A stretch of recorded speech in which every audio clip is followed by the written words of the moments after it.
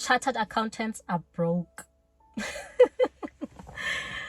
I wish I was kidding. You sometimes see someone with like a very old car and you think to yourself, it means that they have money, they have like assets, portfolio of assets under their name because they are driving such an old car. And you sometimes see someone who has the latest car and you feel like, they are wasting their money. It means that they don't even have any investments. But sometimes it's good not to judge a book by its cover. So this is coming from a fellow CA. Yes, there are chartered accountants that are rich, but there are also some or majority of chartered accountants that are also poor, and I'm going to be giving you some of the reasons why they are under financial distress, even though they should be earning better, they should be knowing better, doing things differently from an average person. So one of the first reasons is that we are breadwinners when it comes to homes and also relationships, because what are the chances of marrying a fellow CA? Yes, it can happen, or marrying someone who is a director at the company earning so well, but it's not always the case. Chances are that maybe you might end up marrying someone who is earning just below you, meaning that now you have to even be the one taking care of the major expenses of the household, because you know love has no eyes. Number two is that the salary at some point, yes, it might feel like it's a lot when you still just qualified, but at some point the lifestyle does catch up to the salary.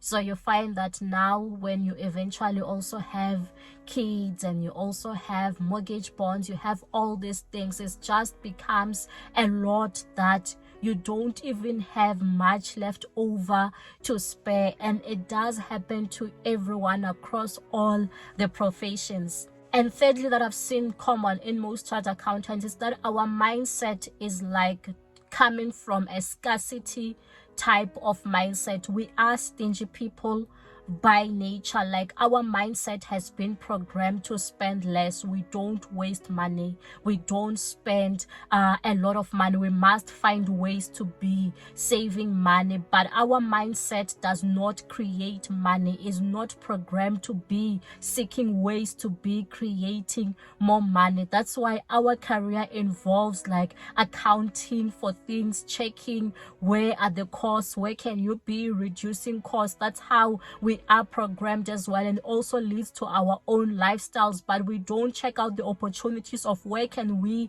take the risks so that we can be making more money. So just an example with me, 5 years into qualifying as a CA, I had to sell my BMW 420i. It was a coupe, it was so beautiful, but I felt like I'm broke after paying for this car. I just could not see a way in how I could be making or creating more money, but I thought that let me just cut down my expenses, and I sold the car and I was remaining with my first car, which is the Polo. So that's how most of us end up thinking, which I feel like it shouldn't be the case. We should also think of ways on how we can be making more money. Number 4, it's because we hate debt. We hate being in debt. We hate debt so much. To us, debt is such a bad thing, which I feel like is not right, because there is a like good kind of debt.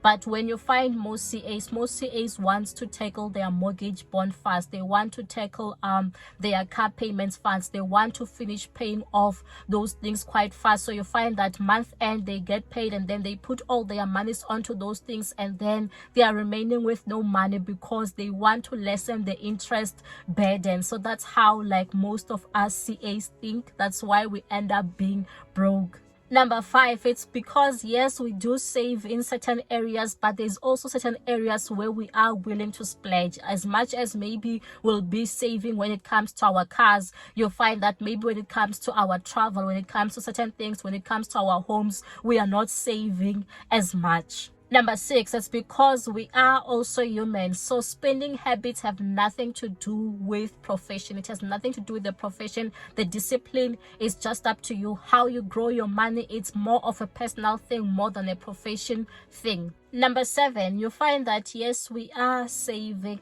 money, but we are not investing it in the right places that have the potential to be growing these monies. Because if you are just going to be saving money in your normal bank account, it's not going to be growing and compounding, but we fail to be investing the money into the relevant places. We fail to be taking out the debt so that we can have more properties that are paying for themselves. We don't want to do such things. Like we are scared of taking those risks because we don't want to feel like we are owing someone. That's how it's working out with us. But it's not all chartered accountants who are broke. There are some who are quite rich. They've started their own firms. They're doing so well. They're doing different things. Some, they don't have firms, but they found a way to be growing their monies. They are quite rich. They are quite wealthy. If you enjoyed this video, don't forget to like, to subscribe, to hit the notification button, and also to leave your comment. Stay blessed.